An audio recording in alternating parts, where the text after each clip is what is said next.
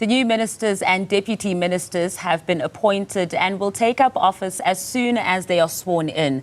We focus on the different perks on the ministerial handbook that they will benefit from and they're entitled to at the tally and the cost of taxpayers.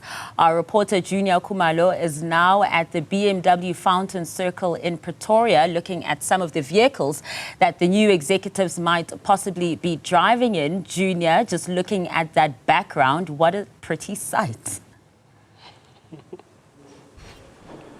It's a very beautiful sight, Masa, here at the BMW in the Fountains Circle in Pretoria.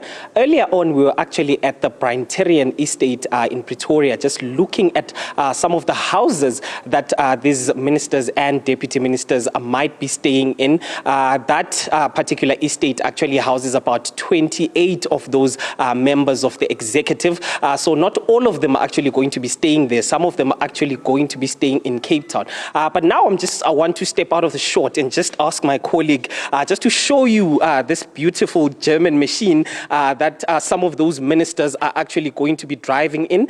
We are not saying all of them are going to be driving around in BMWs. Some of them are going to be driving different cars. But just to explain, Masa, so these ministers and deputy ministers are actually going to receive VIP protection that is catered for by the state police.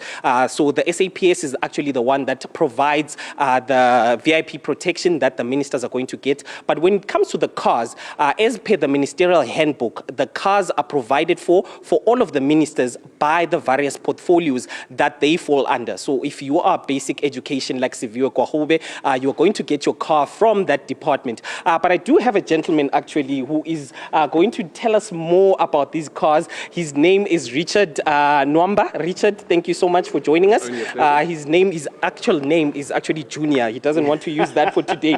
But tell us more about these cars. What are the specs in these cars? So what you're looking at right now, you're looking at an X530 diesel. This is currently my favorite vehicle. I'm of the opinion that this car is actually the best in its range. This has obviously what the ministers were looking for. You're looking at performance, you're looking at luxury, you're looking at spec, you're looking at all the things that you would want in a luxury vehicle or for someone in that portfolio. So that's why a lot of people drive cars like this. Okay, so in terms of price range, what's the price range for something like this? As this one stands, is looking at 1,946. That's okay. 1,946, not 1,996. Okay, another thing that these people require is safety and security. Yes. So in such a car, can you get this bulletproof and in a, safety wise? Yes, no, definitely. So we can order vehicles that look like this, but obviously have different bulletproof ratings, so to speak. So you have one that will be, bulletproof for a handgun, one for a rifle, and obviously those are tiered, and the pricing is obviously tiered as well. Okay, and then for something like that is bulletproof, how much would it be then? You're looking at probably about 4.5 million.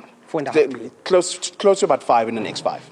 Interesting. And just going back to the specs of this car, what else separates it from all the other ordinary cars that some of us drive? It's the spec, it's the tires, it's the way the car looks. So this has the M Sport Plus, M Sport Pro. Okay. So you can see with all the black decals, the wheels. This one has the extra 21-inch wheels. Okay.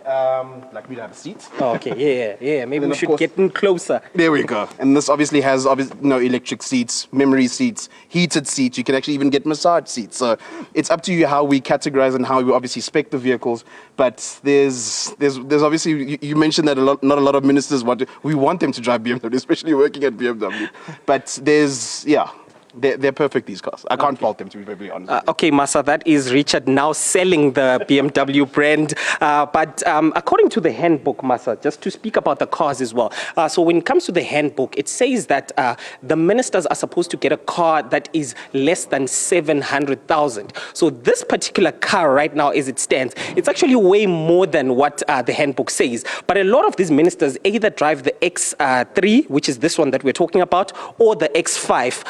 That is the X3. There's an X5 that I saw earlier. Oh, this is the X5. So this is the X3. So usually they drive one of the two cars. So it's dependent also on the Minister of Finance. So the Minister of Finance has the prerogative to basically agree to a minister purchasing a car that is more than the 700,000 that is recommended by that handbook. But also talking about just how those cars are purchased. So there are cars right now that were driven by the former ministers that are outgoing. So if that car is less than 120,000 kilometers, or it is less than 5 years, then a minister who is coming in can take that car and use that car. But if it's more than 120,000 kilometers and older than 5 years, then they can use a different car. But as we just wrap up, Masa, I definitely need to also step in and just feel the luxury that the ministers usually feel. So I'll ask my colleague, Maxwell, just to take the mic as I test drive this car. Thank you so much for joining us, Masa. Now back to you in studio. Juniour, I think he's having a really good time there. Thank you so much for that update. I was just thinking about the numbers as well. Very expensive, lots of luxury to bulletproof that vehicle, just under 5 million rand. And considering we have a bloated cabinet, it'll be quite interesting to see. But as Juniour said, not all of the ministers will be getting that particular car.